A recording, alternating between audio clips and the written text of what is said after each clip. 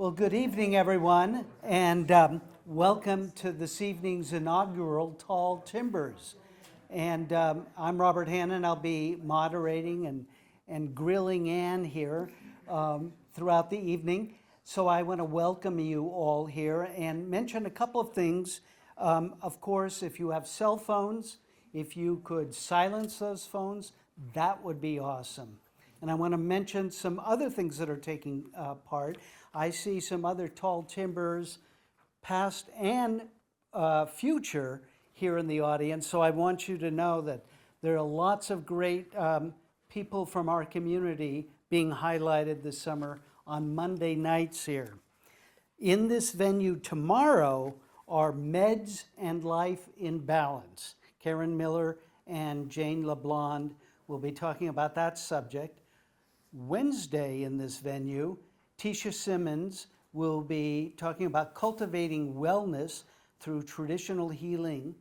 And finally, at the Borgerson Botanical Garden on the 12th, will feature the UAF Music Academy and the South Cushman Social Club. So let's hope they have great weather on Thursday, because sometimes not so much. First things I'd like to do is say UAF acknowledges that the Alaska Native Nations, upon whose ancestral lands our campuses reside, acknowledge that, and the Trothyada campus is located on the ancestral lands of the Dene people of the lower Tanana River. Let me introduce Ann to you this evening. She's a little modest in the short blurb that they put in the brochure, so I'm going to expand a little bit on that. She began writing and producing plays at the age of 7.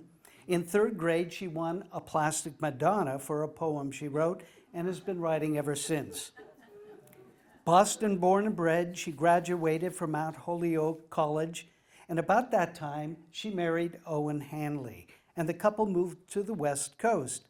There, Ann picked up an MFA in screenwriting from UCLA and worked for the motoring magazine Westways, as well as publishing pieces in prestigious journals and papers. Eventually, the couple moved north to Alaska, planning on a 1-year stint. As so often happens, that stay has been extended indefinitely. As a playwright, Ann has explored many themes. She's especially explored the rich vein of those living between cultures. Even before moving to Alaska, she examined the story of the Tlingit anthropologist Louis Shotridge. Her fictional but true life drama, The Winter Bear, about Athabascan leader Sidney Huntington, toured over 50 Alaskan communities. And Ann recently finished Coming Home, a reader's theater piece about the life and poetry of Mary TallMountain, a Koyukon writer adopted out of her village as a child in 1924. Locally, Ann is one of the founding members of Looking Glass Theater and 8x10.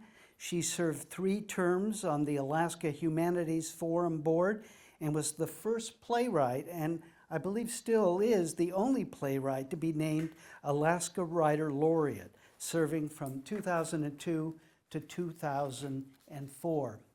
Finally, beyond the plastic Madonna, she's received many other prizes and acknowledgments.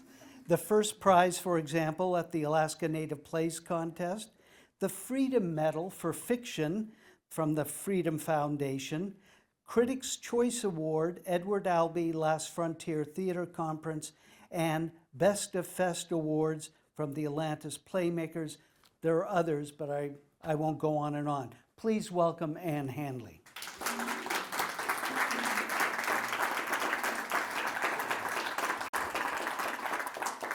Now, you say you put on theater productions as a young girl. Where did you see your first real live theater? Well, in the summer, we had a cottage in Scituate in Massachusetts, and nearby was Cohasset. And they had one of those tents, those great big circus tents. And my mother, I think, wanted to go And so she took me because we were together, because at that time the dads stayed home and worked, and the mothers and the kids went, to the beach. So we would go every time there was a new musical, and I loved it.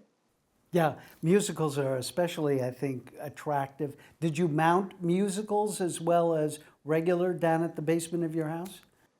I suppose so. I kind of forgot, but my very favorite musical was Annie Get Your Gun, because of course my name was Anne, and so I had a little cowboy hat, and I had 6 guns, and little boots, and I remember that. I'm sure it was fabulous.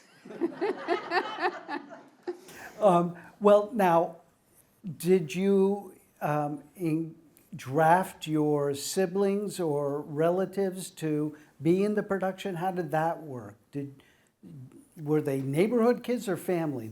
Neighborhood kids. My cousins would have sabotaged it,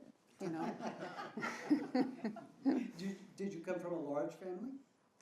Oh, well, yes, I had 3 siblings, and my mother came from 8 children, and my father just had 1 sister, but his father died when he was 3, and his mother had to go back to work. She was one of the first kindergarten teachers in the U.S., and she had to go back to work, and she had to go back and live with her parents. And her parents had 11 other children, so she was one of 12 children. So that was a big family. And I remember my father, he didn't have much to say of her. And one time I took them to Yosemite when they came to visit us in California. And on the way back, we ran into one of those just we call them in New England, pea soup fogs, where we couldn't see anything. And he was getting nervous, and I was driving, and, my hands were just white. So I was trying to get him to talk, and I said, well, what was fun about living with all these aunts and uncles? And he said, well, we always had a baseball team. And that's about as much as he said, too. Well, now I want to talk about that poetry contest where you won the Plastic Madonna. You still are a very fine poet and still write poetry. What about that form has stuck with you think, Anne, through all these years? I haven't been very public with my poetry, and so it's kind of like mine. Doesn't belong to anybody but me. Well, not totally, but when I always start a diary every New Year's resolution. I'm going to keep a diary or a journal. That's better said. And every January, I must have every January, because I'm always, very, very careful about doing my Januaries. And then by February, my journal entries have all become poems, little snippets of poetry. And I think that way. I don't think I'm a very good writer. I mean, I'm much better with symbols than I am with words. And I grew up Catholic, so I know a lot about rituals, or I was brought up with a lot of ritual and symbol. And to me, that's poetry. And it's kind of like my thinking. I can think, and even now I can go out in the woods and take my little notebook and think out loud. And I'm even starting to do it on my phone a little bit. Really? So so it's a way to figure things out, at least for me. Yeah. Well, I will point people to your website, because on your website there's some very fine poems, and some written as part of, I think, a scientific expedition at some point. But anyway, I do want to keep to this theme of poetry, because you went to Mount Holyoke College, and that's where Emily Dickinson went. And so was there a connection there? Is her name that drew you there, do you think? I'm nobody. Who are you? Are you nobody too? Then there's a pair of us, don't tell. They'll banish us, you know. How dreary to be somebody. How public, like a frog, to tell your name the livelong day to an admiring bog. So I thought that was the greatest poem in the world in my early teens. You know, could never been, nobody better. Did you find any mentors to encourage your writing or your interest at Mount Holyoke? I found lots. I had come out of a Catholic girls' school where they did some things very well, like English was done well. So I could take that on when I got to Mount Holyoke, but they weren't so good in math. They were doing like modern math, and I was never very good in math, so my math skills are still pretty nil. But when I got to Mount Holyoke, I did find people who were just very inspirational, and also they were a lot different than the nuns. For instance, we had a chemistry lab, but we never went in it because somebody lit the Bunsen burner once, and that was not allowed, so there was no chemistry. And then I got to Mount Holyoke, which was very much one of the first schools for women in science. And there were all kinds of special labs and all kinds of wonderful things that went on in science, and that opened so many new worlds to me. So, yeah, I mean, both things were good, but it was a good place to be for me. Now, am I right, during college is when you met Owen? Wrong. No, wrong? Actually, the second time you're wrong tonight. The present Alaska Writer Laureate is Vera Starbird, who is a playwright. And she's worked extensively on Molly of Denali and many wonderful plays, and she's fabulous. So that's the first thing I want to correct. Okay. And the second thing is Owen and I met in high school. I was a freshman, and he was a junior. Senior? He forgets. Yeah. Time flies. Time flies. So, of course, it isn't as simple as it sounds, because I went to the girls' Catholic high school in Milton, and he was at the new boys' Catholic high school in West Roxbury. So the girls' high school never had dances, because who would come to those? But the boys' high school, all the girls came to those. So as a freshman, I went to a dance, and I met a young man named John Travers, who was Owen's best friend, and he introduced me to Owen. And I immediately liked Owen, like something really just clicked there. And he at the time had a very attractive, popular girlfriend from one of the other Catholic girls' schools that was a rival of my Catholic girls' school. And she was 2 years older, so there was no chance whatsoever. So I decided to kind of hang out with this friend of his, which I did for several years. And then once, when Owen got to college, and so I was like a junior in high school, he called up and said, would I like to go to the Harvard-Yale game? Oh, almost dropped the phone, and what was I going to say? And then he went on with my roommate. So, but I didn't give up. No. So I just, kept being there in that group, and sooner or later, it got to be a summer vacation. I think maybe I was a junior or so in high school, and Owen asked me to go to a Pops concert, which was a big date. My mother made a dress for me, and it was all very exciting. And so I went, and I thought, this is my golden summer. When everything's going to just work out great and everything. We'll do all these wonderful things. And then he said, on the way home, he said, well, I just want to tell you that I've accepted a job in Germany, and I'm going to be with a construction crew, and we're digging a sewer. So public sanitation trumped, yeah. Yeah, Okay. yeah. So he did that. And he actually sent me a few postcards, which I thought was a really good sign.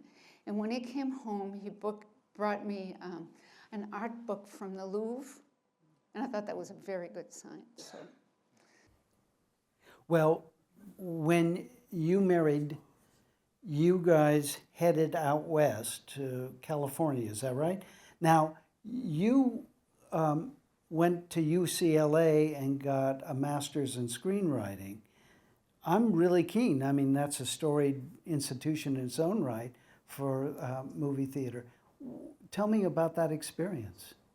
Well, that was another really eye-opening experience. I mean, I'd never been, I think I'd been to New York once, and maybe to Florida. I had an aunt that moved to Florida, so that was my first and only ride in an airplane. But we got a sort of a yellow car that was given to us for our wedding, and we drove from Boston to LA, where Owen was a fourth-year medical student at UCLA, and I had applied to film school and got in. So that was like totally different. Everything about it was different, all the plants, all the trees, all the people. And we got a little apartment that was in sort of a motel-like apartment building. And if you opened the medicine cabinet, it went right into the next apartment. And we had a card table that, you know, we ate on, and and it was a big step, you know, from living at home in Boston to, you know. So it was great, and it was really good that I went to film school because Owen was very busy as a fourth-year medical student. He was on lots of nights, and I remember I used to go and bring him like a picnic dinner, you know, to the cafeteria at the UCLA hospital. And I'd come and I'd have everything all arranged, and he'd come in and go, you know, and then have to leave, and he'd get calls on his little PA system. And so it was a difficult year in that I wanted to be with the theater people, and they were all like, okay, we'd have rehearsals of things and then go out afterwards and stuff. And then poor Owen had to sleep, you know, so we didn't have a big social life, but it was pretty nice and interesting. Did anything, I mean, so your MFA was in screenwriting. Did anything from that experience, you think, inform your later work as a playwright? Yes, I learned about screenwriting. I had some very famous screenwriting, you know, it was LA, so I had some really great screenwriting teachers. And I learned the difference between the two forms. And so I'm able to write in both. To me, the thing about a play that makes it more difficult to write, but much more intense, is it all takes place usually in one form, you know, the living room or the billiard room or something like that. And all the action has to come out of that one place. And that's hard, you know, to do. And you can't do flashbacks like you can in movies and things. Whereas I think of a screenplay as something it's all sort of strung together. You know, you can have one scene on Mars and then one scene, you know, in a high school dance, and then you can just string them all together and make a story out of it. So to me, it's much easier. And you just have to write the words and somebody else does it. So. But you've adapted a number of your pieces for film as well. Do you find that difficult, or how do you approach that, Anne? Well, I think there are things that are plays and there are things that are screenplays, and some that can be both.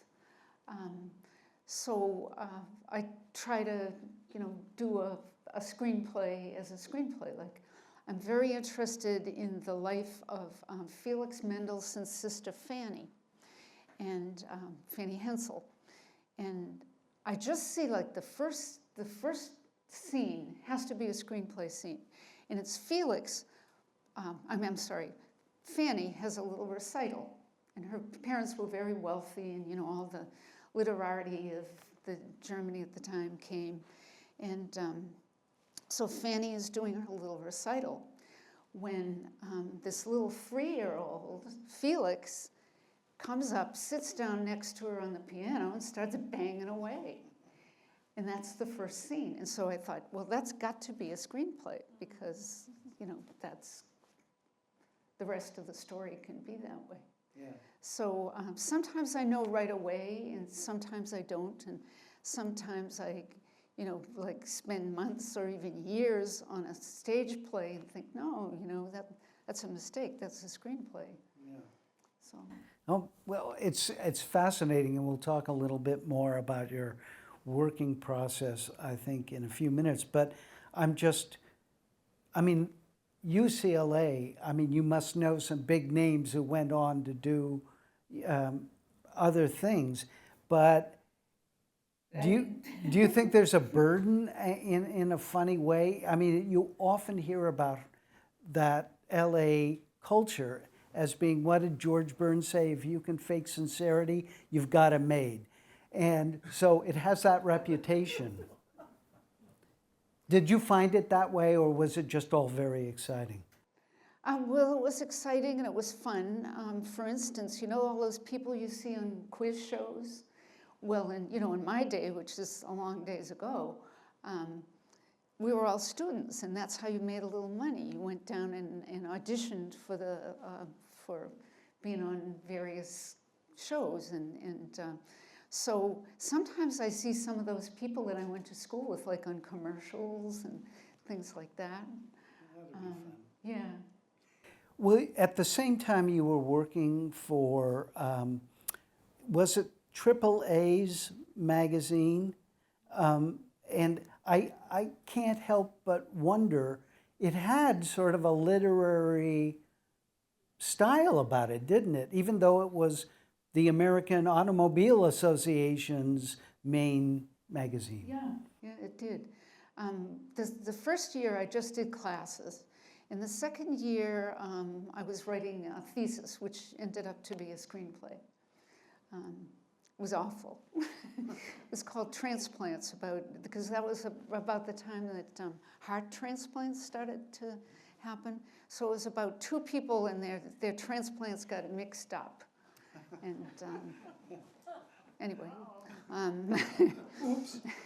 So what was I talking about? Well, Westways? Oh, Westways. So Yeah. I didn't have a lot to do, and we didn't have a lot of money at that point. And so I found a job at this Westways magazine, which was the magazine of the Auto Club of Southern California. And I was a staff writer, but it was a very special magazine, which I didn't even know when I got the job. The previous editor, before the editor I worked with, was the literary secretary of F. Scott Fitzgerald. And so Frances Ring was her name. And she knew everybody that was anybody. And there were lots of anybodies around. And she sort of trained the editor that I worked under, Larry Meyer. And so he knew all those people too. So I walked into this job not knowing much, and my first assignment that I had, my first real assignment to go talk to somebody, was Aeneas Nin, who wrote the Diaries of Aeneas Nin, yeah. Very famous. Yeah. And another person was Henry Dreyfuss, the inventor person who came up with all those little symbols that are on restroom doors and things like that. And as it so happened, about a couple of months after I did my interview with him, he committed suicide. Maybe. Yeah, that's right. I hope there was no connection. But people came and asked me because I was really the last person that interviewed him. Wow. So I got to work with lots of very famous, terrific artists and interview a lot of people, and it was just a fabulous job. And the other assistant editor was Davis Dutton, and his family owned Dutton's bookshop in LA. I forget what part of LA now, it's been so long. But, you know, he was very well known, and lots of people said yes to him for articles and things for this magazine. So it was a terrific job. And Larry was he was a very casual kind of person, and never had another job as good as that, because he would like, if he found something, like he'd seen something on TV or something the night before, we would just talk about it, you know, all the next morning. And with the magazine, you're always working like months and months ahead. So, you know, at Christmas, you're thinking about Easter. But when we finished one issue of the magazine, it was a monthly, we would traditionally go out to this fabulous Mexican restaurant down the street. And we had to walk there because when we came back, we weren't a little tipsy. So, you know, and it was so much fun. He was Yeah. terrific. I'll bet it was. Do I have this right then? When your time in LA ended, you went north to San Francisco for a time. Is that right? Well, not exactly. We went from LA to back to the East Coast, because Owen at that time was the Berry Plan for medical students, and they had to say that they would go into the service, and then they got kind of a dispensation to finish medical school and do a year's internship. So Owen had done that, but then he had to go in the service. So his choices were to go to flight school or to submarine school. And so he said flight school, but then they said he couldn't do that because he was colorblind. So submarine school. So we went to Groton, Connecticut. And he did his training there. And then he went off on a submarine. I went to work for the telephone company of Southern Connecticut, SNEC or something like that. And we were there for a couple of years and had rented a place in Old Saybrook, and right on the Prince William Sound, not Prince William Sound, Long Island Sound. And that was really nice. Yeah. Well, let's get you to Alaska, because that was sort of your second choice, was it, before? Because something fell through and then you decided, well, what are we going to do for a year? And there was a chance to come north. Okay, so after we forgot a whole little piece. After we were in Connecticut and Owen finished his training, he went to the Bureau of Medicine and Surgery after 3 terms on a submarine, and we lived in Washington, D.C. for 2 or 3 years, and that was really terrific. And from there, we went to San Francisco so that Owen could do his residency. And I had a great job in Washington, D.C. I worked for the National Cable Television Association when cable was brand new. And that's how old I am. And I got to testify before the FCC and do all kinds of fun things. Yeah. Well, from San Francisco, then to Alaska. I'm trying to get you up north here. Yeah. Oh, in San Francisco, I got to be a stringer for the Hollywood Reporter. And that was really fun because we didn't have a lot of money to go to fancy things at that time. And I had opera tickets and symphony tickets and cabaret tickets. You know, I saw all those fancy things, and we had a terrific time. Yeah, I'll bet you did. That's a happening town. That's my hometown. So when you go to Alaska, you're thinking you're only going to be going for a year. Oh, yeah. Oh, yeah. So tell me about that. Well, I remember we called Owen's parents when we talked to them, and we said, "Hey, guess where we're going?" And they said, "Oh, I suppose you're going to Alaska," you know, because it was just like, I mean, going to Los Angeles was, or San Francisco, that was just huge then. And we said, "Well, yeah, that's where we're going." We had wanted to go from San Francisco. We had planned to, every weekend, we would take rides up into Napa, Sonoma, and look at wine country and say, you know, we'd really love to live there and grow grapes in the front yard. And that was our aspiration. And so we decided, well, before we do that, we should take a year off. So we signed up for some sort of an expedition. I forget even how it went now. But it was like a medical expedition, and I didn't know what I was going to do, but drive or something like that. So we were going to do that for a year and then go to Napa, Sonoma. But for some reason, which I don't remember, the whole thing fell through.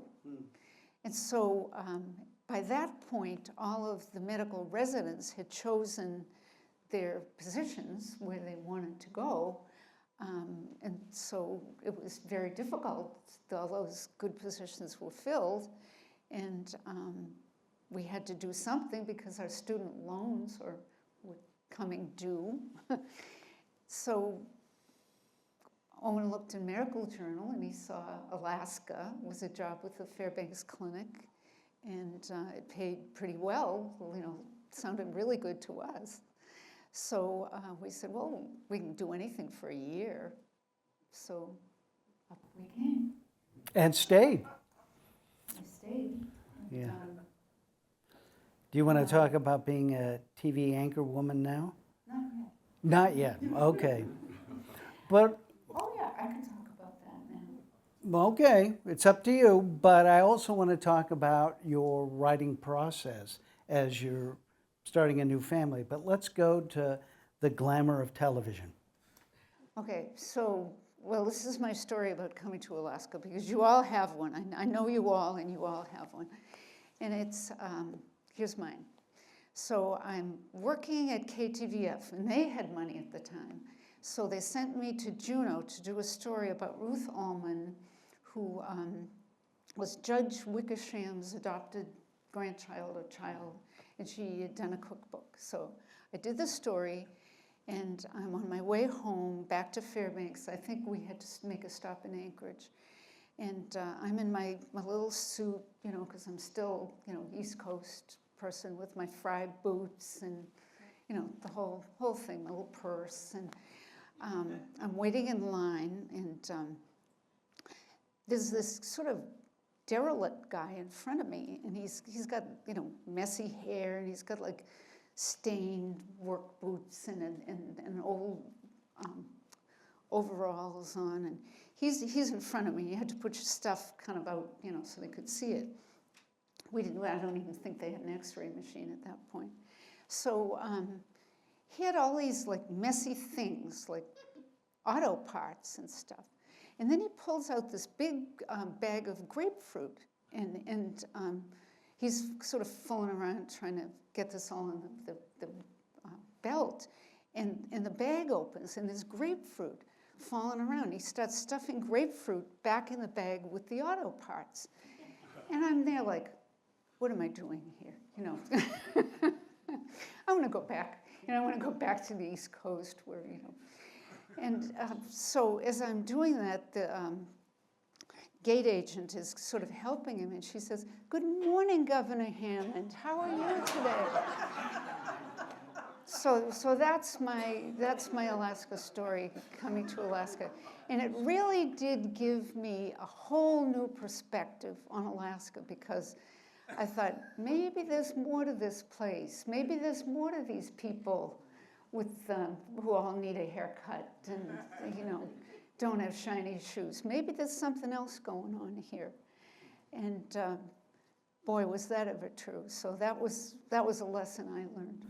Well, tell the story about when the tape or the film of sports teams and games didn't make it in time for your evening broadcast because your viewers could get testy. Oh, yeah. So Judy and Wendell and Bill and June were just talking about, they actually remember me on Scope News, which was my first job. And that was the late night news. And so there was a lot of betting on sports teams at that time, big money, because it was pipeline times. So for whatever reason, somebody had to go out and pick up this big, heavy VCR tape at the airport so that we could show it on the Scope News. And part of it was the sports scores. And so once in a while, the plane didn't make it in. And I had to say to people, guess what, folks? You know, you don't have your sports scores. And so I would get, like, I don't know if they were death threats, but they were pretty close. And like, things were very, very serious about that. And it was really interesting working there at that time because sometimes, you know, you had to step over bodies to get into the station. It was in the Northwood building. And there'd be those big, long limousines going down the street with the ladies with the little skirts. And, you know, it was quite a time. Yeah, the Wild West. But now I'm going to ask about your working style, because about this time you're starting a family too. And for a writer, there's a certain discipline when you are writing and you want to, even if it's just January's for your, but tell me about that process for you and how you juggled raising a family as a writer. Well, I don't remember how I did it exactly, but it all worked out. I think everybody's writing process is different, and mine is that either I'm in it or I'm not in it. And when I'm not in it, I am so very lazy, and I'll do anything but get into it. So I clean my drawers, I clean out my refrigerator, I shine my shoes, I cut my toenails, you know. I do all those things. And when there's absolutely nothing left to do, and I have just enough time to do what I have to do, then I start. But then once I get in it, I can't get out of it. And I can't sleep, you know, sometimes, and that gets worse as I get older. But I can't let it go, and it doesn't let me go. And like when I wake up at night, I'm just where I was when I went to sleep. You know, I'm still thinking about it. So that's sort of an uncomfortable time for like Owen, because everything we talk about kind of brings me back to something I'm writing. And sooner or later, I get out of it, and I think, oh, there's a whole world still out there, you know, there's restaurants to go to and movies to see and grandchildren now to play with. But I don't know, I'm very ungraceful in my process, I would say, and I wouldn't recommend it anybody follow. Well, do you ever decide, I mean, we've talked about a number of forms that you're comfortable in. You've written nonfiction piece, journalism, poetry, playwriting, screenwriting. Do you feel drawn at certain times to go to one form or another, or is playwriting your default, would you say? Is that a fair question? Yeah, it's a fair question. I think that I'd say playwriting is my main thing. And I've had a lot of the opportunity to have classes and all of that thing, but really, can I tell you about my best playwriting instructor? I hope you will. Okay, so it was, I was invited to one of my two sons' classes. I forget which son it was, but I was invited there to help out the teacher who was doing some writing exercises. So of course I wanted to do that. So I went, and I don't know, maybe it was about 3rd grade, 4th grade, something like that. And they'd been given a writing prompt that was, if you could change one thing in the world, what would it be? What would you do if you could make something happen in the world, one thing? So in the end, they were supposed to get up and talk about this. And I remember one little boy got up and said, I'd have the Gold Panners win the World Series. And, you know, I see that kid who's now a man, and I think, you know, he was the class clown right from the beginning. He's still a very gregarious young man.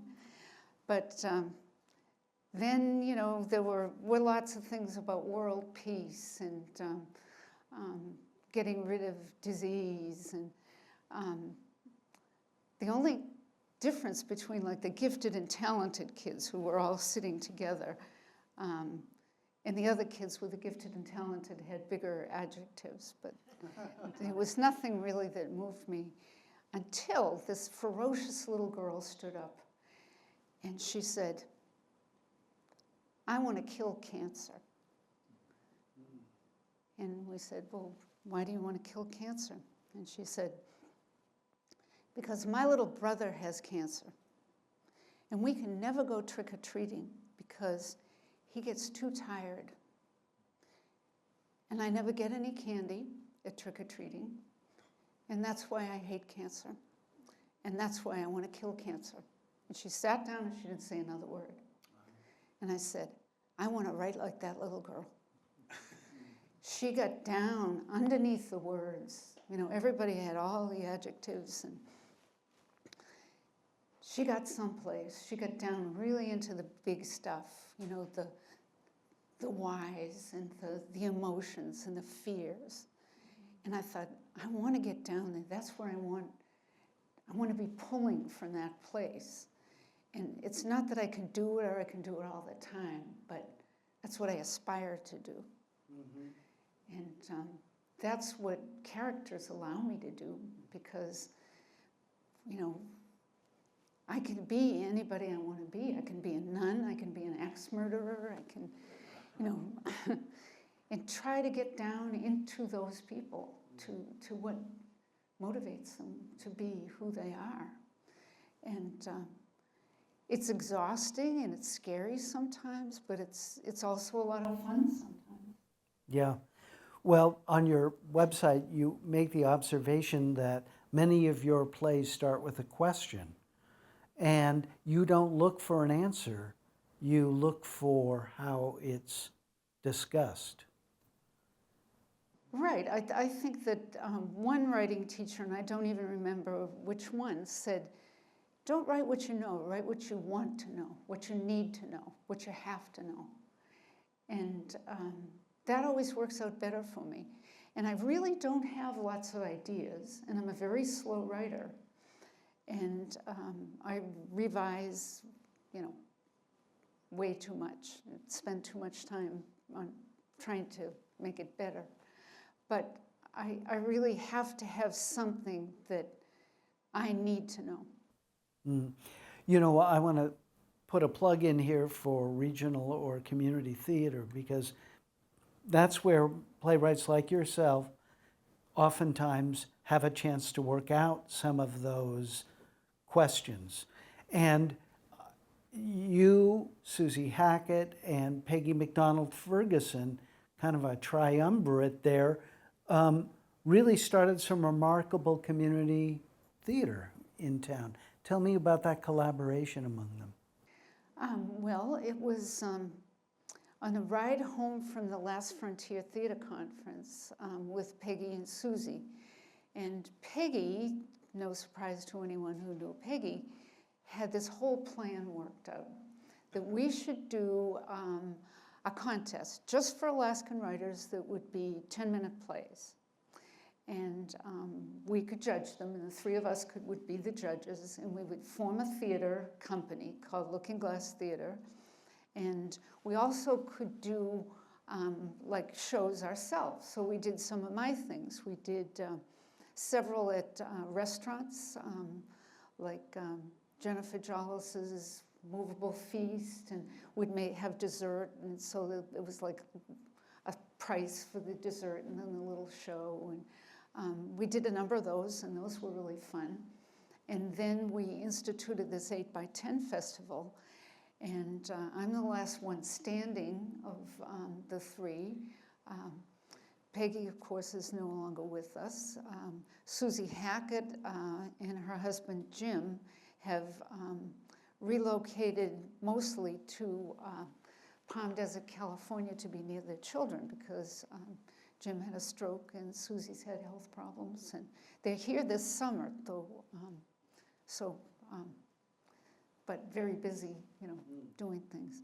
So I'm just thrilled that it's going on, that Cindy Wright and her husband Bill are real heirs to Peggy. I think the only heirs I could think of in town that is so perfect, because they know everybody owes them, has borrowed their microphones, has, used their services, has done things with them. So they're just wonderful, and then we're still doing the 8x10 festival. And this year I had some back surgery at the beginning of the year, so I wasn't able to judge the plays, like with some other people like I usually do, or have anything to do with it. And it was great, I thought.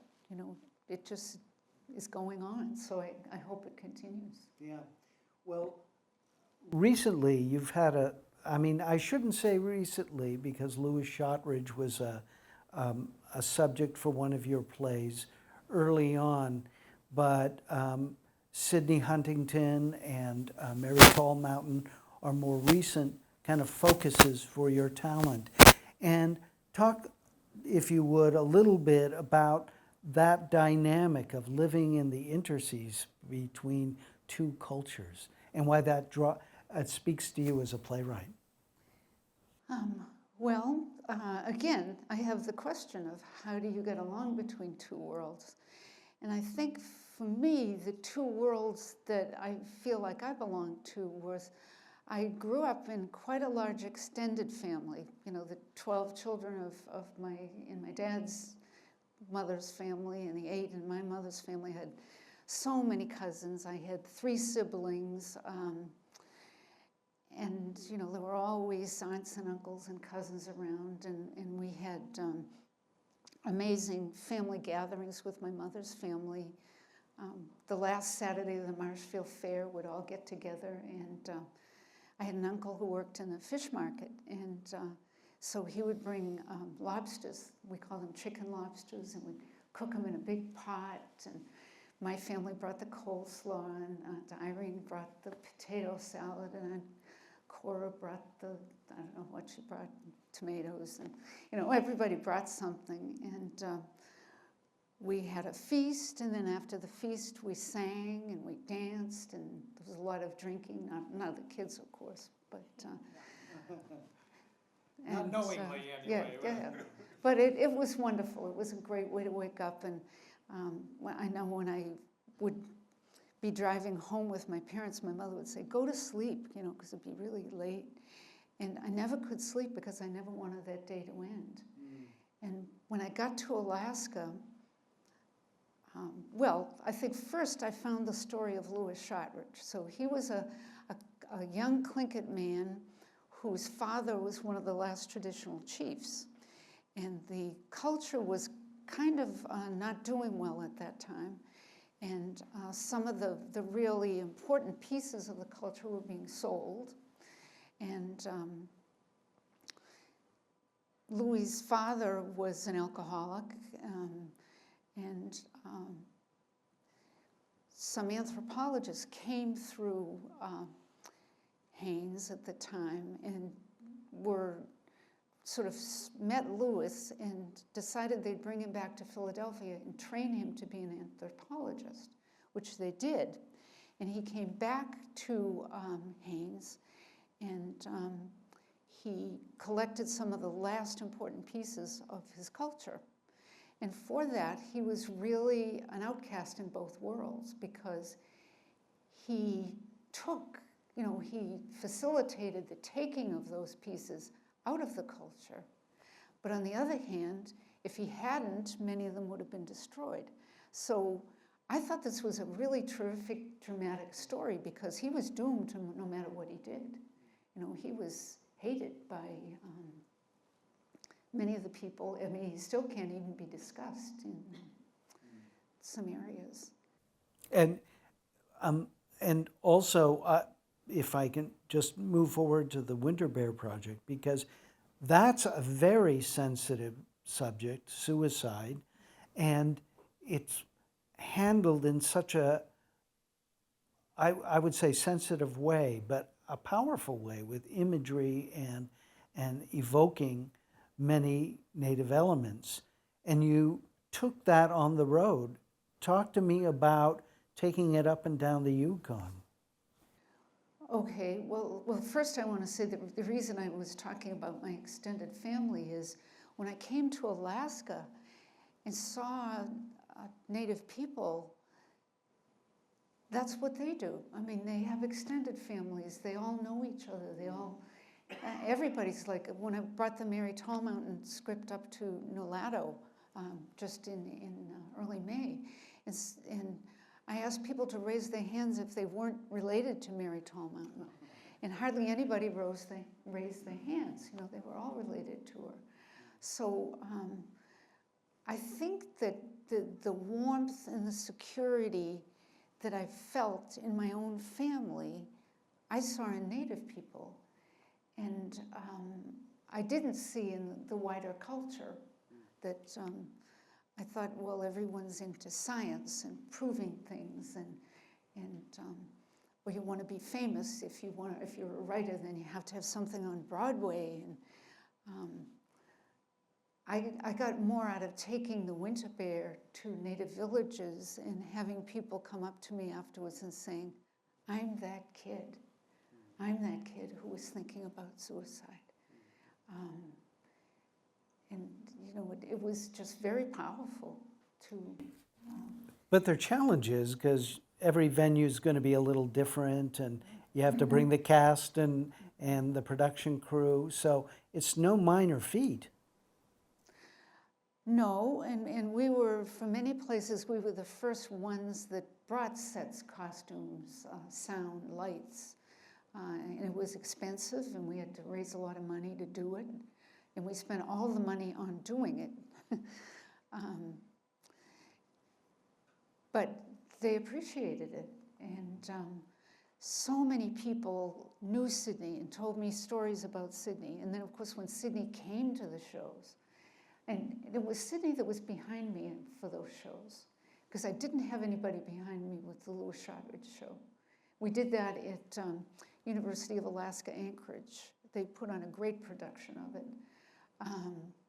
And we did, next to the theater there was like an art gallery, and they did shows of Louis Shotridge, pictures of him and all kinds of things, and it was great.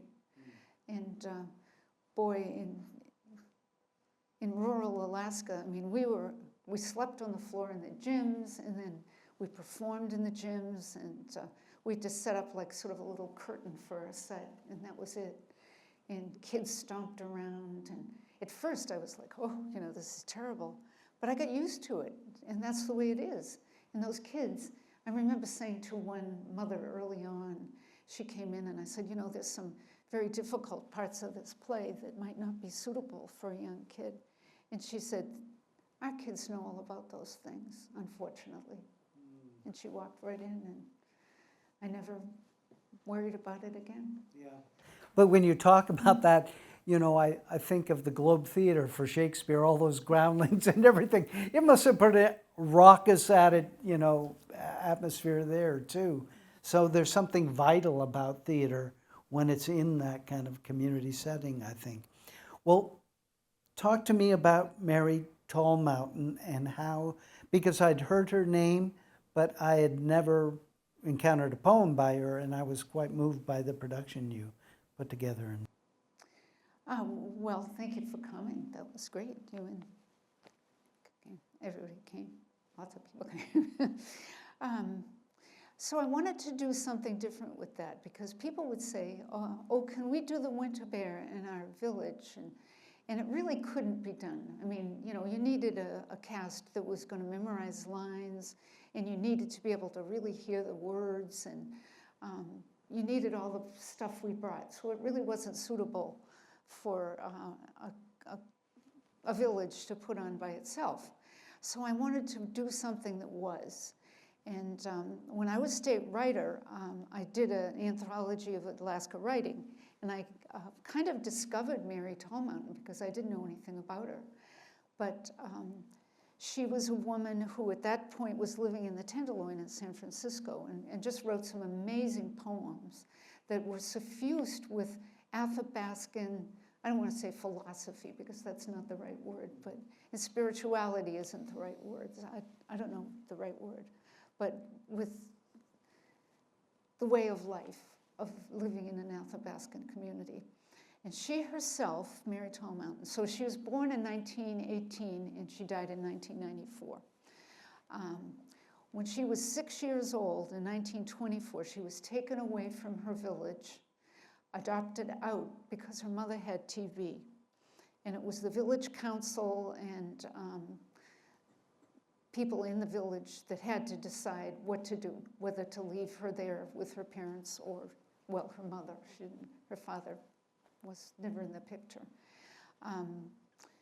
And the village council said, well, Mary had a younger brother. The younger brother could stay because he could grow up to be a hunter and provide, but Mary should go because she was a girl. So she was sent away with the doctor in the town and his wife.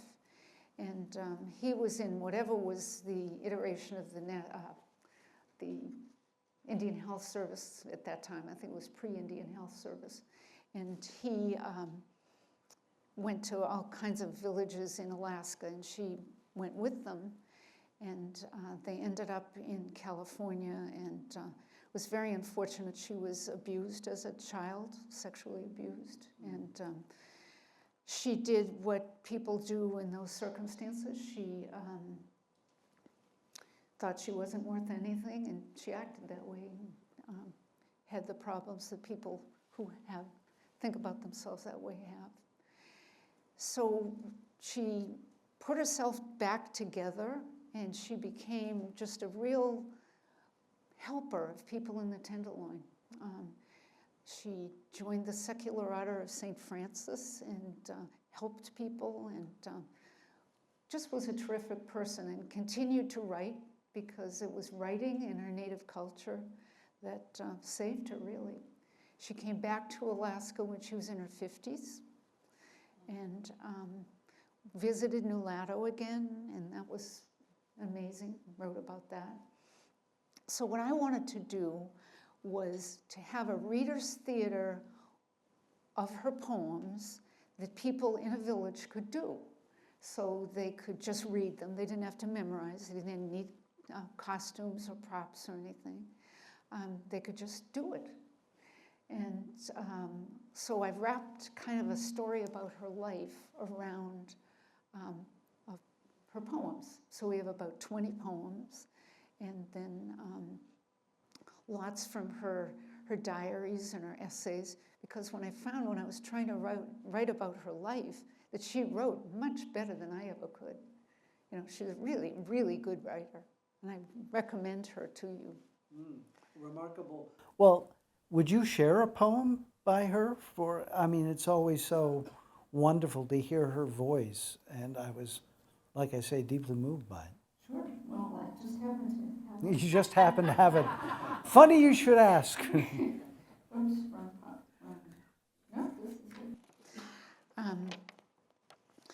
Well, I really struggled about what to choose, and I decided not to choose. She has a couple of iconic poems that maybe some of you know.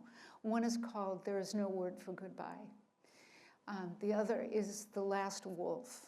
And so I'm not going to read either of those two, but I recommend them to you. So, I Am All These by Mary TallMountain. I am a beaver lounging on the bank at Nulato River. My ebon claws clutch a round woods cabbage. Dagger teeth rip crimson green bites.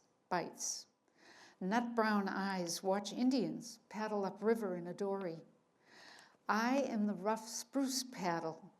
Hardly do I disturb the quiet tide. In the rower's grip, I sidle along the bank. The Indian whispers to his children, "Don't bother Beaver when he's eating." I am a fat black mosquito. I buzz around the father's neck. He flicks the I buzz around the father's neck. He flicks the lines of sweat, swipes at me, hollers, "Go away."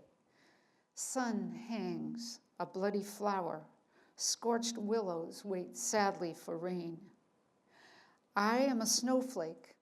I drift into the dappled green depths of Mother Yukon with 1,000 others. We melt and mingle, dancing the ancient circles. I am all these. Well, I'm going to segue from, if I understand this correctly, Mary TallMountain got to come back to Alaska and visit a number of villages thanks to state grants. Mm-hmm. And I think in this time, the importance of the state for helping support culture is kind of under attack right now. And since you've been named Writer Laureate and served on some of these commissions, would you take a minute and just kind of reflect about the power and the ability these very small funds have in really celebrating a culture? Well, you all know. I mean, I'm looking at you, you know. Who are we without our stories? Who's going to tell our stories if we don't get to tell them now out loud and get them written down and get them on tape and see them on television? And I think, you know, just dealing with Alaska culture, Native culture, we have so much to teach the quote, outside world. And if we can't do that, who are we going to be? You know, how are we going to pass things on to our children? I only have a minute, so. 90 seconds, go wild. Well, I've gone wild on the radio already, but I think of theater especially. In theater, it's so intense. You know, you get to work through these things, these problems that need to be discussed through the personalities and actions of things that happen to people. And if we can't go over those things in so many ways, what's going to happen to us? I mean, look at Greek theater. That's all about awful things. And talk about a dysfunctional family. family. Yeah, and if we're going to be censored or allow ourselves to be censored, we can't. We just can't. Because then we're nobody, just like the Emily Dickinson poem. I mean, I could go on, and you could say things much more eloquently than I can, because I look at all of you and see the things you all do. You know, wow, I'm looking at people, I'm preaching to the choir here. But, you know. Yeah. And hey, as long as I'm preaching to the choir, you've all got your bulletins from KUAC this week. Call, write your legislators, get them to, what is the word they use? Rescission? Rescission? Yeah. Rescission. It's taking back the funds that Congress allocated to the Corporation for Public Broadcasting at KUAC. And you know, I'm looking at this Mary TallMountain script, and what we want to do is put it on Danakas Naga's website. They're the producer, and they are the organization of elders of interior Alaska. So they're really, really good, fine people, and they know what they're doing as far as Native values and how they want them presented. But I don't know if we can do some of the things, because Mary TallMountain had some pretty dark places in her life. And, you know, what if someone says we can't do that? And I'm thinking I've never come across that before. It's really scary. Well, finally, the last 15 seconds that you no. What are you working on? What's ahead for you? Do you have any plans for new projects or adapting others? Well, I got lots of new plans, but not life enough left to do them. But we're trying to put this Mary TallMountain script, which is called Coming Home, together as a toolkit and put it on Danakanaga's website with the script. And we'll get a Creative Commons license so that people can just do it. And we'll put the script on, and we did get it filmed both here at Morris Thompson and in Nulato, which was fabulous. I haven't seen the footage yet, but we can put that on. We had Koyukon people pronouncing the words for us. We interviewed people who guided Mary TallMountain around Nulato when she came back. They were just young boys at the time, and now they're older men.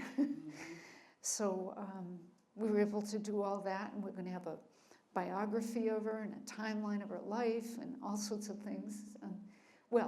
Another thing is we had a grant from the Alaska Humanities Forum to do this script and do the performance, and guess what? Our grant was frozen, and then it was unfrozen, and then it got frozen again, and then it got, what were the words? Permanently put on hold. So luckily the Nulato Tribal Council came in, and they had some money from settlement funds from the fentanyl case, that they got some funds for something that promoted addiction education. So, this fit right in. So we were able to do the show, but, that's scary. These things can happen. Yeah. Well, you've gone through your 15-second. No, but usually about this time at night, when we wrap up this Q&A, we open it up for people in the audience who want to share some memories or ask some questions of their own. So we'll do that. I'll try to repeat the question so that everybody can hear it. So does anyone have anything they'd like to share or say or ask? Rich? Well, I want to say thank you, because this is just another example, the Tall Timbers idea of the people in the community who are doing things that the rest of us have no idea are happening. And this is so important. And I wanted to recognize Anne because I didn't know her all that well, but she gave a course, she led a course from OSHA Lifelong Learning about the Fairbanks 4 several years ago, before the book and everything. And I just wondered, where did that come from? Because it was a terrific course, a lot of internal action, and a lot of expose of things that happened that a lot of people didn't know about. But I appreciate you doing that. So we're going to talk about the Fairbanks 4 and a course that you put together for them. I do want to mention that Brian O'Donoghue has a new book out, and he'll be here in July. So if you want to find out more about that. But Anne, Fairbanks 4, how did it come to your attention? Well, I always hoped to write a play about it, and now I'm not sure I'm going to. I'm getting too old to do that, and I think that I've put a lot of the Fairbanks 4 into some of my other plays, because the Winter Bear was about a young boy who's thinking about committing suicide, and he commits a little crime, and so he's sentenced to cut wood for Sidney Huntington. And it's about the interaction between them. And a lot of this play would have been about what happens to young men, especially young Native men who can't be hunters anymore. Well, I mean, they can be, but, you know, it's not a profession anymore. So that's where that stands, and I'm thrilled with Brian O'Donoghue's book, and I haven't read it yet because it isn't out, but I think this community has a lot of reflection to do about that whole case. Maybe I'm a little out of the way. Maybe I'll just drop it in. Dermot? Yeah, Ann, I wanted to ask you about, well, I just want to say, Sidney Huntington. I first saw him when he was pretty old when I first ran into him. He was on the board of game for a really long time, but he was among the most charismatic and funny and really smart people that I'd ever encountered. It was a great leader. I'm just wondering what you think about him, about his life. Oh, I learned so much from Sidney Huntington, and I heard two guys on the radio that were trying to do things to help address the suicide. There was several suicide clusters at the time, and they wanted to do something about it. So they decided that they did rap music and that kind of thing, but they wanted to write a play. And I listened to them, and I thought afterwards, no, I'm going to write that play. So I called them up, and they were just young kids, and they let me do it. And my interaction with Sidney Huntington was so important. I went to him, and I was thinking sort of a kind of a Hallmark Hall of Fame type thing, where you run through his life, sequentially. When I got up there, he was standing, and we were talking, and he was sitting in front of pictures of all of his children. He had 20 children. And he got to one picture, and he started to cry. And I didn't know how to deal with this, because I was told he was a really tough character, which he was. And turns out 3 of his 20 children committed suicide. And his father contemplated it, and so did he. So I went home I went back to the bed and breakfast that night, and I came back to him the next day, and I said, what if I wrote a play about a kid, and Sidney had mentored many young people, paid a lot of their way through schools and things like that. And I was trying to think of how to do that. And I said, I know, I'll take a kid and I'll put him with Sidney. So I said this to Sidney, I sort of spelled it out to him, and I said, and we would talk a lot about suicide, and we would talk about your struggles with this. And he looked at me right in the eye, and with his one glass eye, and said, you think it would help one kid? And I said, I don't know. I can't say that. I don't know that it would help, but it might. And he said, if you think there's even a chance it could help one kid, you go for it. And that was the permission that I needed. And every once in a while, I've run into a person who says, well, you have no right to write anything about Native people. And I've always felt like Sidney gave permission. And when we did the show for the first time in Galena, where he lived, he presented me with this model of a dog sled that his son Fred had carved. And he said to me, she got it right. And from Sidney Huntington, that was a real compliment. And, I felt like, I had the permission that I needed myself, to do it. Well, Share something? sure. June? Ann and I had crossed paths many times in the arts projects and in the community. But she came into my office one day, many years ago, talking about Witch Bear.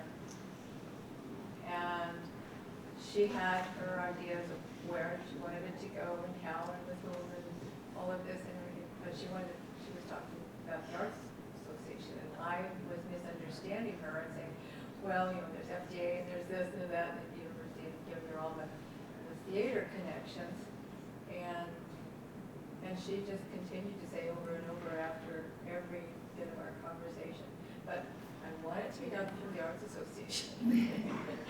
And so we coordinated one effort after another, and then the two of us went to Juneau, and Tammy Wilson helped us solicit those funds. And we had gotten a lot of information about the groups that we should be presenting to. And Tammy, right off the bat, when she was talking with us, she said, well, I hear everything you're saying, but this isn't going to work. You got to go 3 doors down to such and such, such and such. And she mapped it all out for us. And we went back and revised our plan. And it was a wonderful opportunity, and it was scary, and it was expensive, and it was chaotic, and airline schedules and everything else. But it worked wonderfully, and it's still now part of healing culture in our community. And I'm still on a lot of committees that have to do with suicide. Well, I have to say that doing the Winter Bear and bringing it to Fairbanks, that was like, with theater, it's kind of like the best of times in your life, and it's the worst of times. And the best of times was when the young man who was playing the teenager in that show got a standing ovation after the show. And that kid had been in 26 foster homes. And just that was so amazing. And it was totally spontaneous that everybody just stood up and did that. So that was the best of times. The worst of times was bringing it to, we had the show in Anchorage, and the stage manager, Scarlett Kitty Lee Boudreau, and I went and rented a couple of vehicles to bring the set and all the stuff up to Fairbanks. And Scarlett was driving it up. And she slid on some black ice on the way up around Denali Park, and slid into 3 other cars. And I got this phone call that was, Scarlett's been in an accident. We don't know how bad it is. 3 cars or 5 cars at that point were involved, and we don't know. And I thought, there goes my life,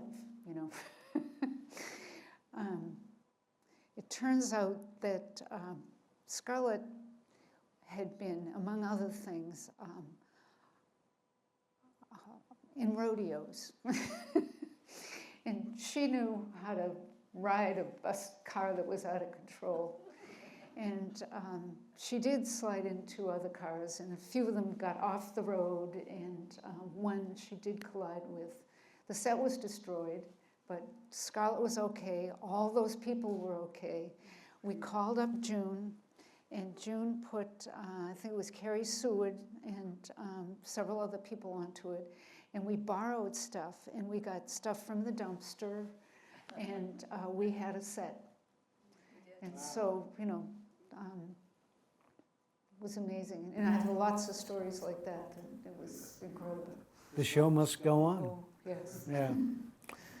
Well, listen, I want to thank you so much for sharing your stories, and I know lots of people tonight want to share stories with you too. So thank Anne Hanley for tonight's Tall Timbers.